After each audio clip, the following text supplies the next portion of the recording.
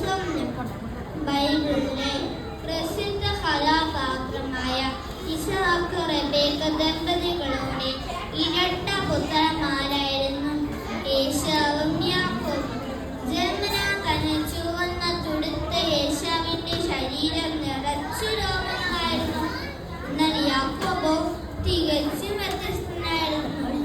അതിനാൽ ഈ ഇരട്ടകളെ ഒറ്റ നോട്ടത്തിൽ തന്നെ തിരിച്ചറിയാൻ സാധിക്കുമായിരുന്നു.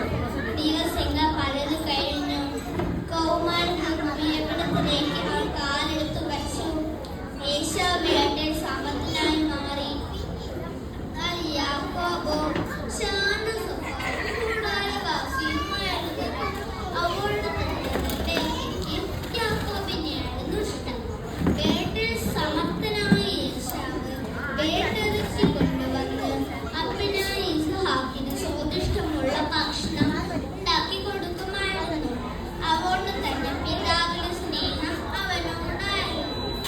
ഒരു ദിവസം വേട്ടയാടി ക്ഷീണിച്ച് ഭവനത്തെ ഏശാവിന് പതിവിൽ നിന്നും ഒരു വ്യത്യസ്തമായ ഒരു സുഗന്ധം മണത്തു. അത് പായസമാണെന്ന് അവൻ തിരിച്ചറിഞ്ഞു. ഏശാവ് ഓടിച്ചെന്ന് അഞ്ചനായ യാക്കോബിനോട് ചോദിച്ചു, എനിക്ക് കുറച്ച് പായസം തരുമെന്ന് ചോദിച്ചു.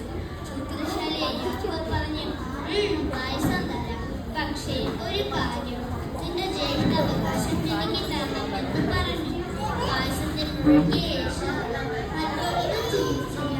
തരക്കൊലയ്ക്ക് സമ്മതിച്ചു. അങ്ങനെ യാക്കോബ് പായസം കൊടുത്ത് ജ്യേഷ്ഠാവകാശവും തട്ടിൽ പറിച്ചു. ഒരു ദിവസം യാക്കോബ് അമ്മയിൽ നിന്നും ഒരു വാർത്ത അറിഞ്ഞു. തന്റെ അപ്പനായ ഇസഹാക്ക് ഏശാവിനെ അനുഗ്രഹിക്കാൻ പോകുന്നു. അങ്ങനെ റെബേക്ക യാക്കോബിന് ഏശാവായി മാറാനുള്ള വഴിയും പറഞ്ഞു കൊടുത്തു. അങ്ങനെ